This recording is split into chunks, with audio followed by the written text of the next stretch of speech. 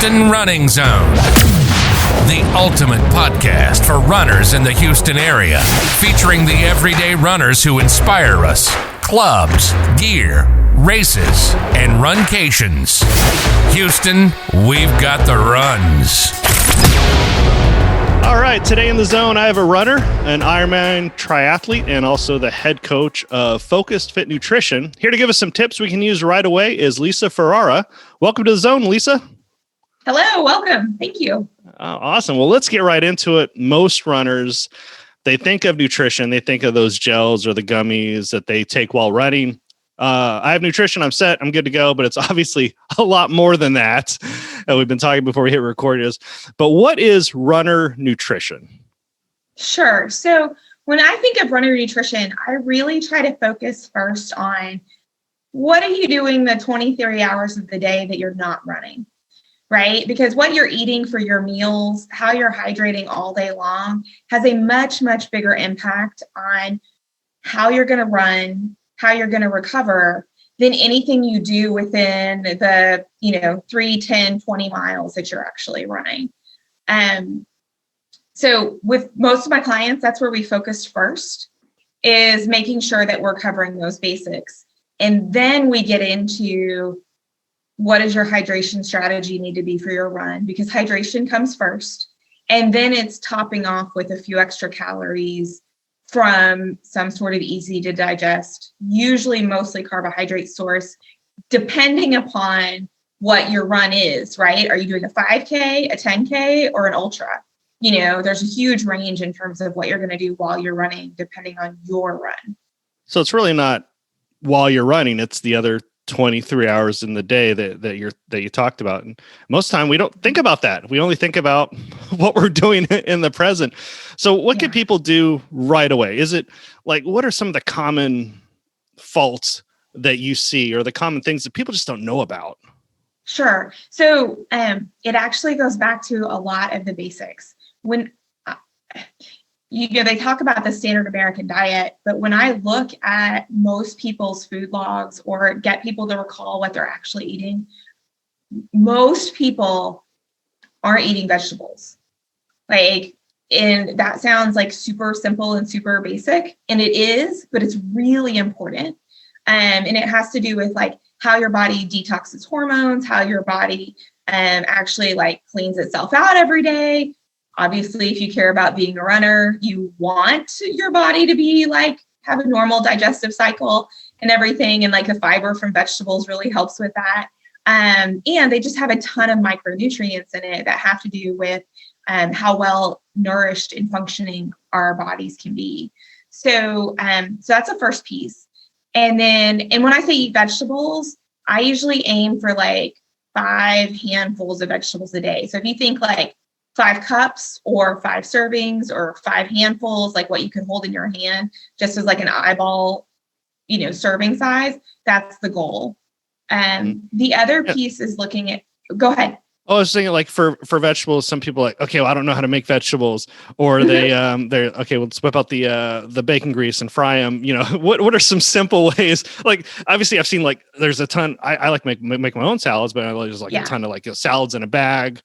And things like that you could do. What are some easy, when your clients first start out, what are some easy ways to do it? You cut up a sweet potato and roast them, vegetable, salads. What are some of the things that people can easily start off with? Sure. So, you mentioned some of them just now, salad in a bag, do it. Add your own seasoning or dressing to it. That's totally fine. Buying frozen vegetables that you can toss in and saute on your skillet. Also a great option. I think we tend to think of frozen vegetables as not being as good for us, but that's actually not true. Usually frozen vegetables are frozen so quickly, they're actually retaining a lot of nutrients that get lost while fresh vegetables are shipping across the country to get to our grocery store and sitting on the shelf. So those are options. For me personally, I'm a big fan of just roasting my vegetables. So, I'll put them out on a sheet pan, spray them with a little bit of avocado oil, some salt and pepper, roast them at 400 degrees for anywhere from like 10 minutes for something that's like super soft, like a dark green, or, up to 20 minutes if it's more like Brussels sprouts. And because I like the crispy texture, and it caramelizes them a little bit. So that's what works for me. Some people also really like just, they're like flat out, like, I don't want to do it. I don't want to taste it. Like, put it in a blender, drink it. That's fine. I'm not a big fan of juicing because that takes out all the fiber. But if you can blend it and drink it, or have a big bowl of soup with it in it, that's also good. Oh yeah, I have a Vitamix and I've been using it for 20 years. Yeah, they last forever. Exactly. So what would be like and I noticed with frozen vegetables, they say that they, pick them and then when they're in season. So a lot of vegetables you can't find. Like I really like, sometimes when I eat broccoli, I'm like, this is nasty for like a couple months out of the year because it's not in season. So what would be like the easy frozen vegetables? So everyone can get frozen vegetables and then put them in a pan. There's always a recipe on the back, and there's Google. So what would be like an easy frozen vegetable medley type? Yeah. So look for Normandy vegetables. That's usually a mix of like broccoli, cauliflower, and carrots. So that's really easy. And then also like stir fry vegetables. And the thing is, you really want to look for vegetables that are not pre-seasoned, right? Because you want to get some that are just like naked, that you add your own seasoning and flavor to. And it can be as simple as a little bit of like olive oil or avocado oil and salt and pepper, or balsamic vinegar or lemon juice, like something simple like that. Because if you're buying them with dressing on them, they're usually coming with excessive sodium and like canola oils and things like that, which are really inflammatory. And as runners, we don't want any more inflammation, right? Like that's the kind of stuff that causes like our hands to feel swollen, our knees to hurt, like anything we can do to keep that out of our system, the better. So just straight up olive oil is the easiest thing to do. Okay. And then obviously a little bit of seasoning. Okay. Yeah. Awesome. Yeah. Cool. Yeah. And what other, obviously vegetables, easy. And we know what to do. We're thinking protein. That's a big one. Whatever diet you're on, there's always a little bit of protein you need. What are some of the best sources and best ways of doing it? Sure. So actually, when I was going to say earlier, I was like, the first step is vegetables. The second step is protein. Oh, we're together here. Yeah. So we're on the same page. So with protein, I think the thing that's really important to remember is no matter what your dietary style is, whether you're a vegan, a vegetarian, an omnivore, your protein needs don't change for your body. Your choice of what those proteins are changes for you personally, but your protein needs are still the same. And for a runner, if you're at your ideal body weight, you want to have about 1 gram of protein per pound of body weight. So if you're 130 pounds, you want 130 grams of protein if you're at your ideal body weight. If you're also running and trying to lose weight, because I definitely work with runners who are also trying to cut weight, you still want to eat about the amount of protein that you would need at your goal weight versus trying to add a ton of protein just because you have body weight to lose, is kind of a good way to think about it. So in terms of protein sources, everybody thinks chicken breast. That's obviously one. Fish, lean pork tenderloin, flank steaks, lean ground beef, turkey. You can use some of the like tofu or tempeh if you want to mix that in. And then the other thing is look for other sources that may not be primarily protein, but have a lot of protein in them. So like Greek yogurt, cottage cheese, quinoa, vegetables all have good amounts of protein in them. Beans have good amounts of protein in them. They're not going to be your primary protein source because they also have a lot of carbs in them, but what you also need as a runner. But it just has to be in balance, right? You're probably not going to eat, like you couldn't eat 130 grams of protein from beans and also still function. So anyway, so it's just about balance. And for runners in particular, obviously like there's that moment where you're like, you're done running, you're maybe socializing, or, maybe you're foam rolling if you're a rock star, before you like go get in the shower and then eat. Those are all good times to have a protein shake on hand so that you're kind of starting that repair work and giving your body the amino acids it needs to do the repair work so that you're recovering for your next run. So I'm a big fan of post-workout protein shakes, whether you're using, a vegan protein or a whey-based protein.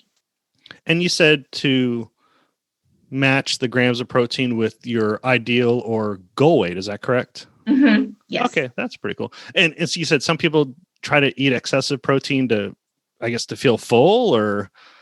It does help with satiety, right? And it helps your blood sugar stay even, which is really helpful if you're trying to manage cravings. But say if you're at 170 pounds and you're trying to lose 40 pounds, you don't need to eat 170 grams of protein. You would probably eat more like 130 grams of protein and balance out the rest of your calorie needs in carbs and fat. Which is cool because I as we're going through it, I notice when people up their veggies, they actually feel full because it's fibrous and yes. It's what our grandparents called food. Yeah, exactly. Normal before processed stuff. Okay, so let's keep rolling. I know you got all excited. So you got veggies, protein. What's up? What else do you recommend?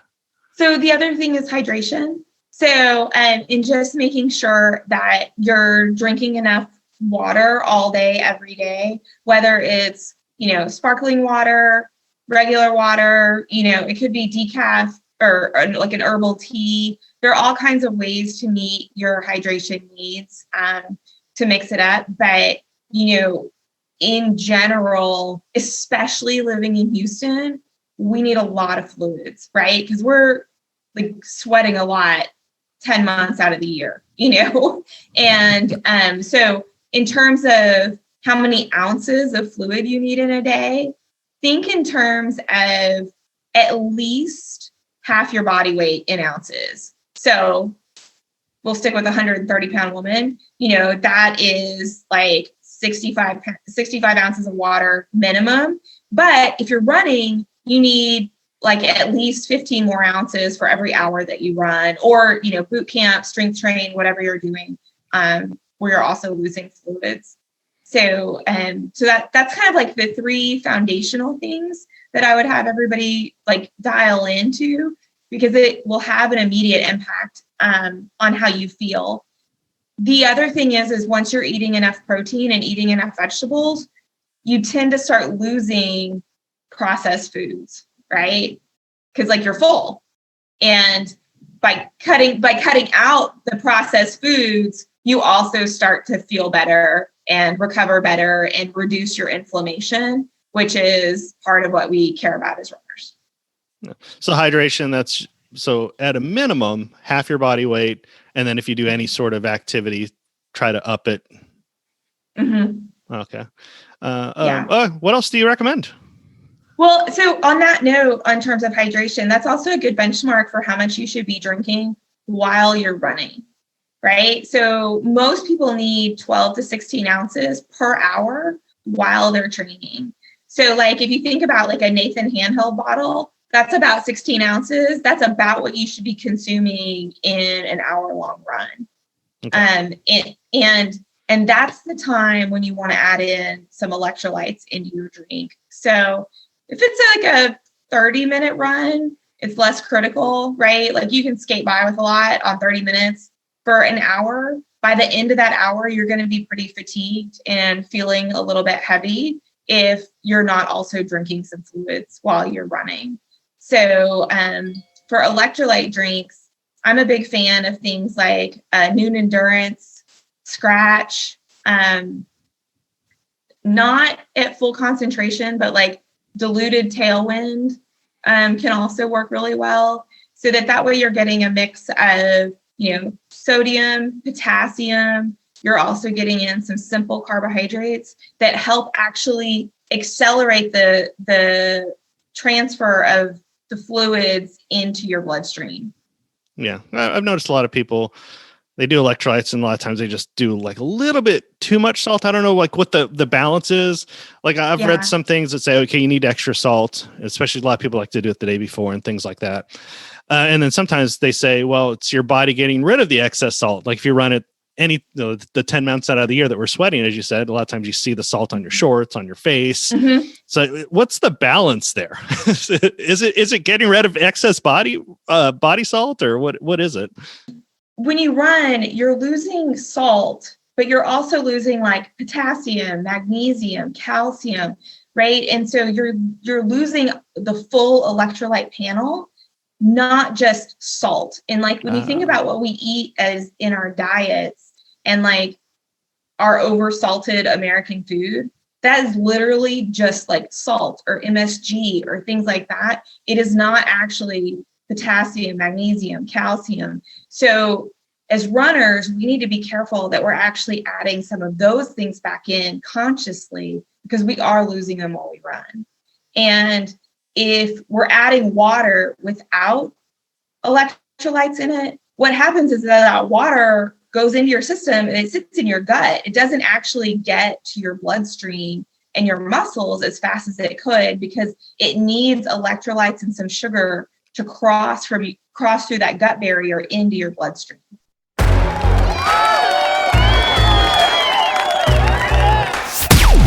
You are in the Houston running zone. We've got the runs. Oh, okay. So a lot of times people feel sloshy because, well, that's what it's doing. It's just water. Yeah.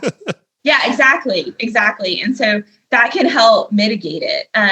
To that end, if you think about fueling while you're running, you want to think in terms of an electrolyte drink, but then also I am not a fan of gels.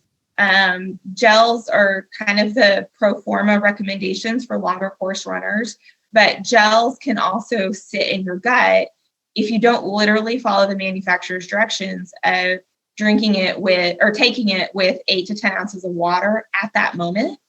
And it needs that 8 to 10 ounces of water to dilute it so that your body can digest it. If you are not diluting it with water, you're intaking it, what it does is it sits in your belly, and then your gut actually pulls water into it from your bloodstream to help digest it, right? So your body will keep digesting it, but that's actually dehydrating your muscles, which is obviously not the point. So instead of doing things like gels, what I usually have my athletes do is to do kind of a slow drip of extra calories, which could come from like, a couple gummy bears every few miles. You could use the chews that like Cliff or Scratch or Honey Stinger makes, where you're taking like 1 or 2 chews, depending upon your size, about every 20 minutes. That's much easier on your body to digest. And then you don't have to also slam a bunch of water with it. So it simplifies your whole process. Okay. So gels. I mean, yeah, a lot of times people are going to the chomps or the gel, or not the gels, the gummies, things like that. What about the stroopwafels? Mm-hmm. I'm a big fan of those. Maybe I just like stroopwafels.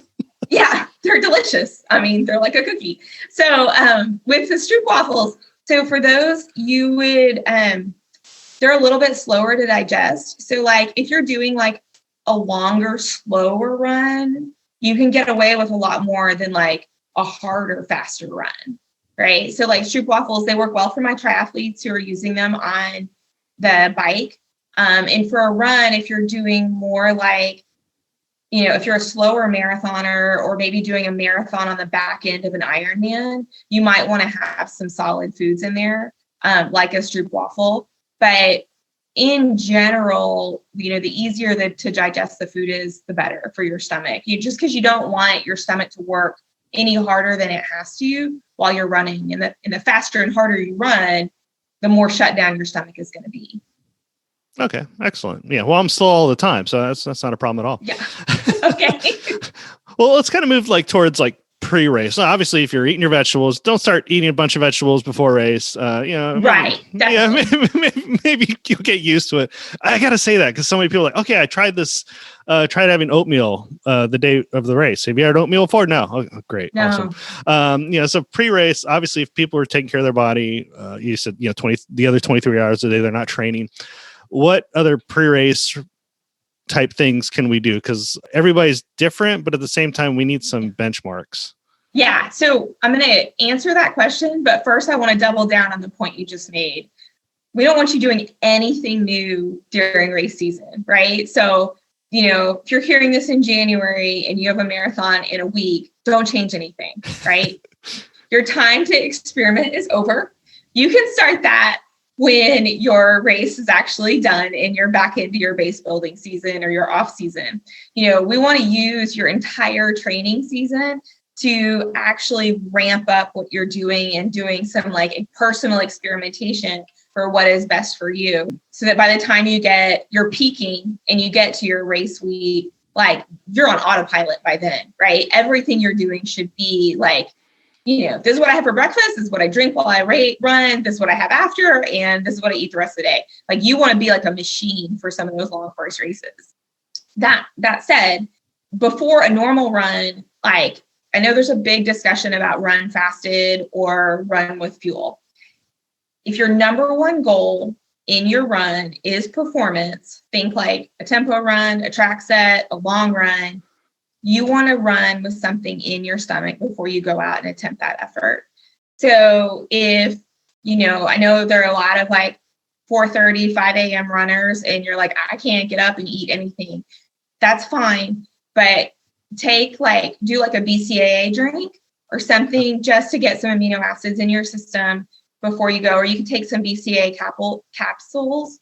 And if that's your bare minimum, if you have a 30, 45 minute margin, then you have time to eat a Greek yogurt, a kid size RX bar. So not even a whole bar, you're talking half a bar, or a small thing of the Think Thin oatmeals. I really like those because they have some protein in them also with the oats, or the Kodiak oats that are pre-made. So they have some protein in them. Add some hot water, eat that. It gives you any one of those things gives you about 150 calories. It gives you some carbs, and it gives you probably about 10 to 15 grams of protein. That's pretty ideal. And the same thing is if you're running at, 5 o'clock in the afternoon and your last meal was lunch, that kind of snack before you go run, an hour or so before you go run will also help you make the most of your run. Okay, cool. And then of course, during the run depends on distance and things like that. But what about post-race? You said protein is important. Is there anything else that's important? Let's go just 10K half marathon, something, mid-distance or mid-training run, whatever race. Sure. What would be a good thing to have or make sure to have? So right after a race, that is when your body is primed to take up protein and take up carbohydrates, right? That's your most insulin sensitive period in the day. And so that's when you have the most latitude with your carbs. So, I mentioned the protein shake earlier. If you're going to a race, even if you plan to eat all the race food, still take a protein shake and drink it and grab your banana and your bagel, or, I know people like pizza. I don't. Well, I like the way it tastes. It doesn't agree with me. But anyway, you can have all that, but still have your protein drink with you, and know they are not going to be providing protein to you. So you need to bring your own. If it were something that you were doing on your own, I would say a Saturday morning and you're going home afterwards, start your protein drink in the driveway in the drive home, and have some pancakes or have some oatmeal, or, and still have a meal. And that's when you can have a carb heavier meal. And that is going to help your body replenish all of the carbs that it's used while you were actually running. Okay, cool. And a lot of times people get injured, or they're not sure what's going on with their body. I mean, it could be anything, shoes or a lot of things. But are there any warning signs where people say, okay, this is because my nutrition is off. Is there anything that you see that's very common? So it's going to be common with the listeners. If you notice that, like at the end of your long runs, like, and I mean, I know there are people who like run hard Saturday or Sunday morning, and then they spend the rest of the afternoon like asleep on the couch, or they eat a giant meal and then they're just like dead to the world afterwards. Like that means you're doing something wrong, right? Like you should not feel just tanked after your run. If you do, that means you probably mucked up the nutrition in and around the run and you just wasted your body too much.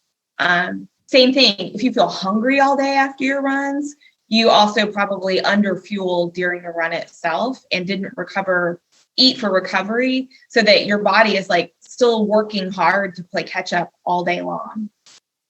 A couple things that I also have my athletes look for is like, if you start noticing like when you're training and like after hard run days, like you're prone to have cramps, or you get like those like twitchy muscles, like you might get them in your face or like your quads or something like that, where they're just like feel like they're tremoring.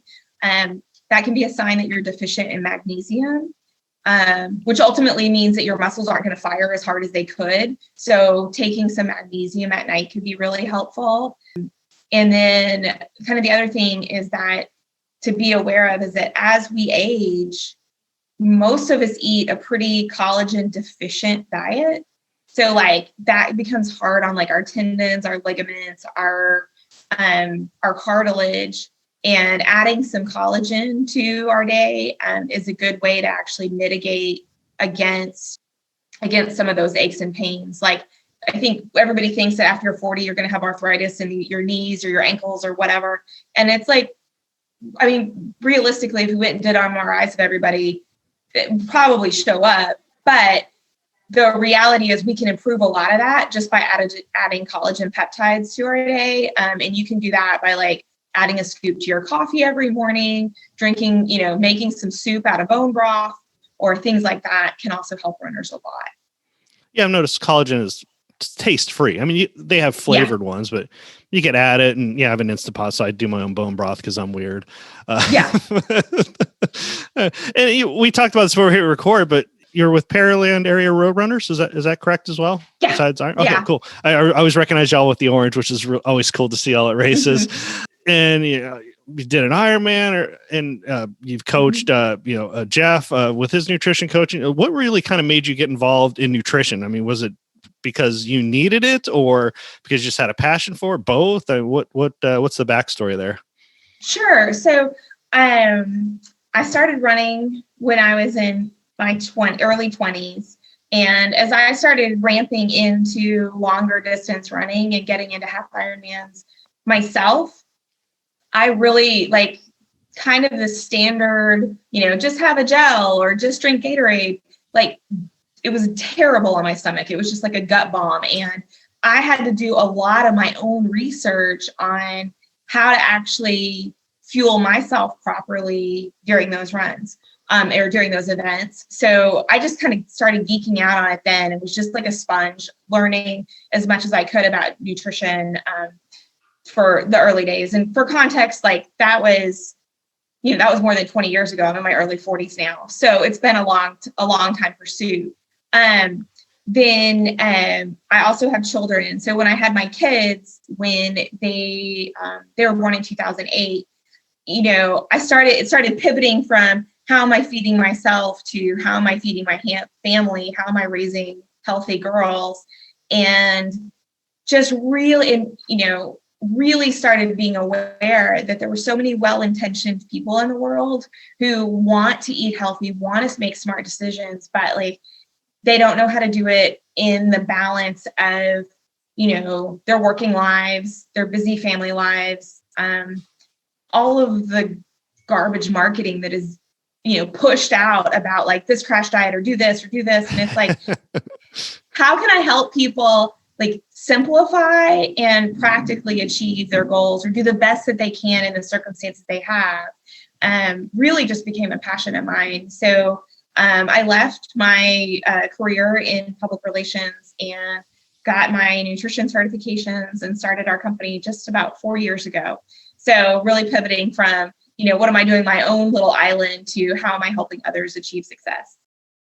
You talked about, I have a 14-year-old and your daughters are 12, correct? Correct. And I use the term meal planning. Some people freak out like, oh my goodness, I have to eat sprouts and, cold tofu or, whatever. And I think of like meal planning, it's planning so you don't have to go through some sort of curbside pickup or even worse, fast food. Do you have any like meal planning tips where people can plan, I don't know, maybe the week in advance, at least 3 days in advance, so they're not looking at their pantry instead of their refrigerator for like real food? Like, I know, do you guys do meal planning at your business? We do. We help both create initial meal plans for our clients, but then also teach them how to do it.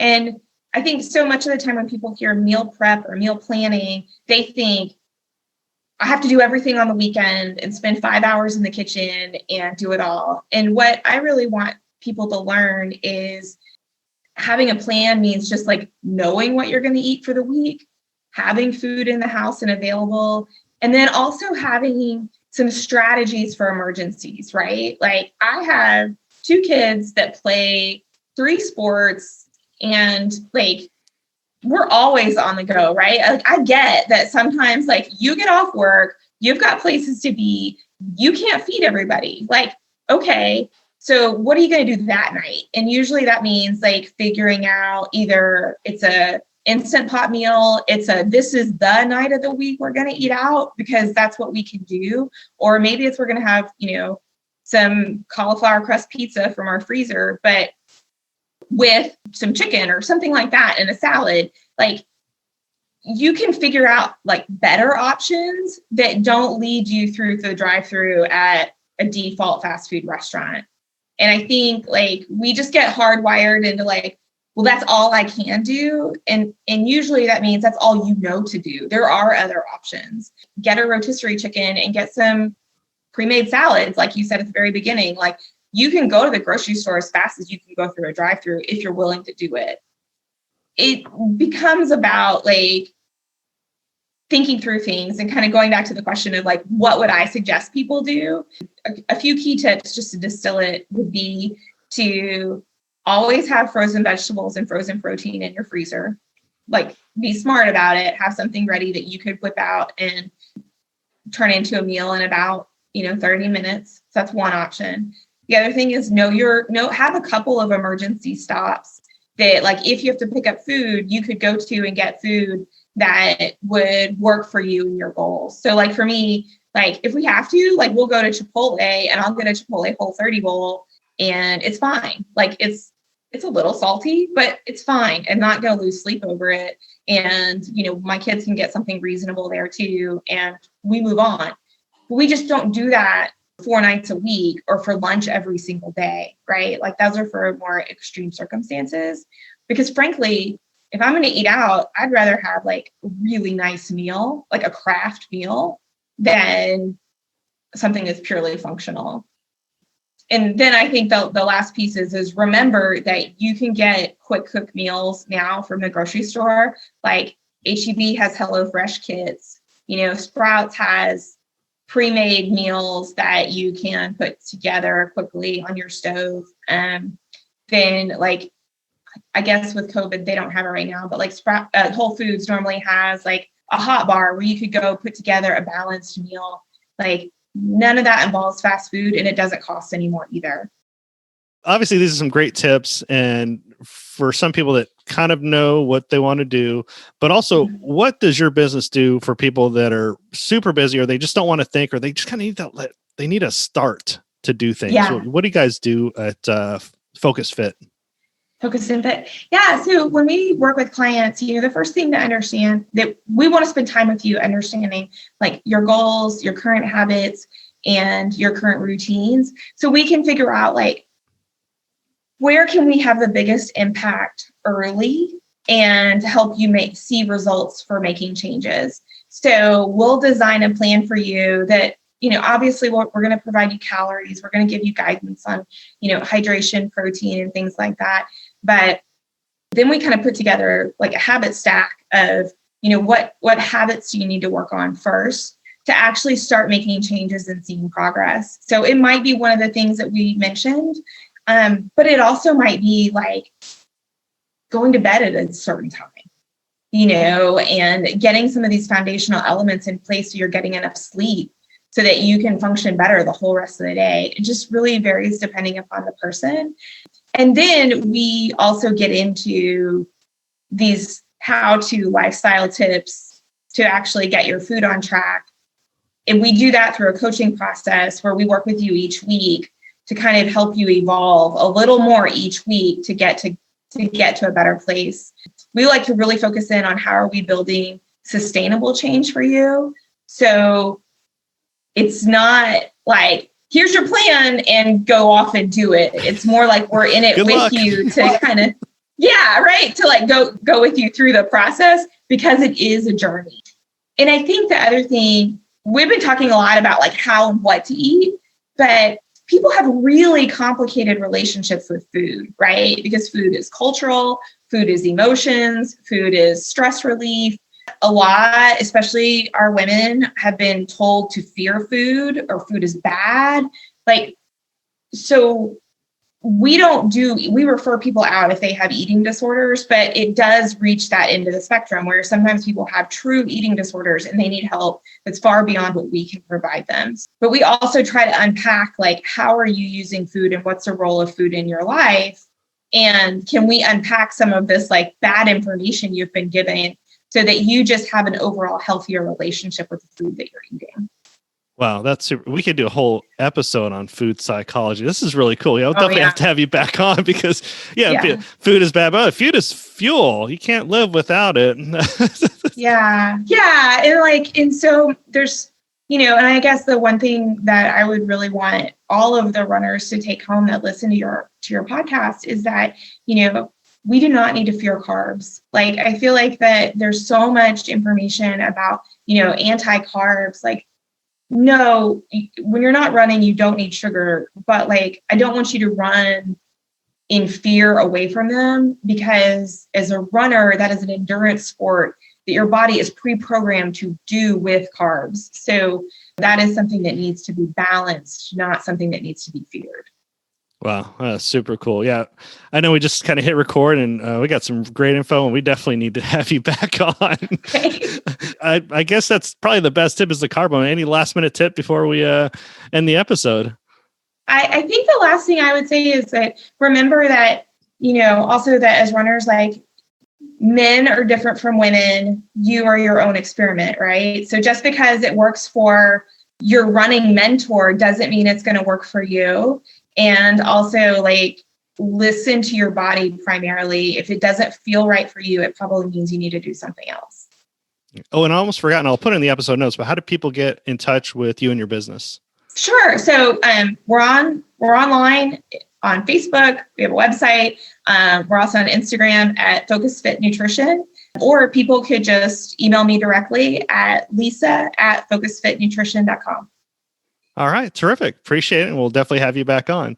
As always, this podcast is free. All we ask is if you know somebody that can use the information, just share it with them. And if you want to be the first to find out about weekly episodes, hit the subscribe, follow button. Just kind of depends on your podcast platforms.